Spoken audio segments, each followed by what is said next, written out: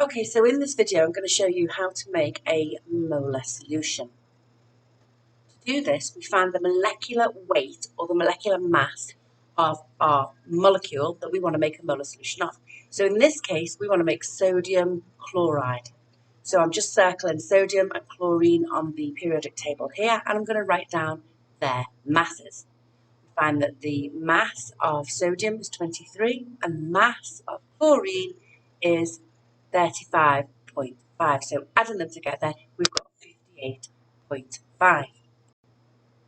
We're going to measure the mass of 58.5 grams of sodium chloride, in other words, normal table salt, in a beaker. But first of all, I need to pair my balance because obviously the beaker has a mass and I need to make sure that it's 0 before I start adding my sodium chloride.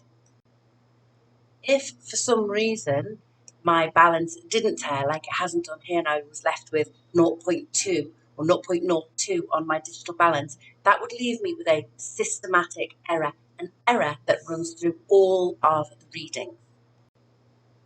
As you're measuring the sodium chloride onto the digital balance, remember when you're doing this that the digital balance is actually really sensitive. So if you're leaning on the desk, sometimes if you're even breathing on the digital balance or the aircon is blowing on it, you'll never get the reading to actually settle.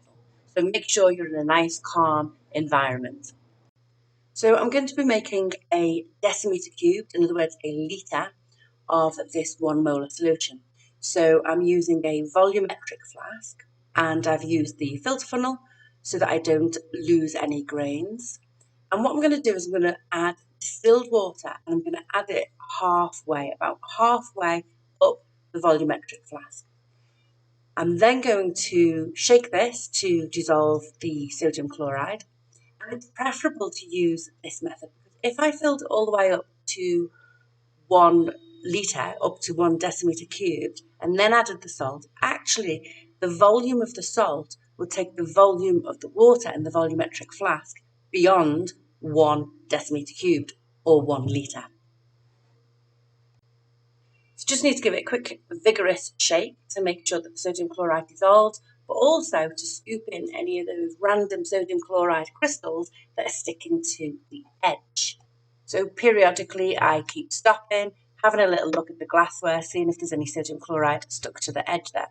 Okay, so I've nearly got it filled to my litre, to my 1 decimeter cubed, but I need to top it up.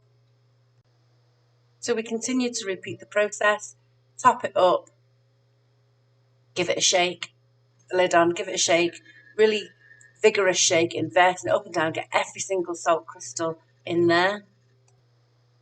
When I can see it's all dissolved and I don't have any salt crystals remaining in my solution, I'm going to top it up to the 1 litre mark. And you can see why this volumetric flask is the ideal piece of glassware to do this job, because a small amount of water added will make a large difference in that tube. And so here you can see I'm just adding the smallest volumes of water. I'm going to be lowering my head in line with the line in that tube to check that the meniscus sits on the line and making sure that I've got the exact amount. I keep giving it a shake, waiting for the air bubbles to settle, adding a little bit more until I can make sure that it's absolutely perfect. So just to recap, we found the molecular mass of our compound and we dissolve it in 1 litre of water to make a 1 molar solution.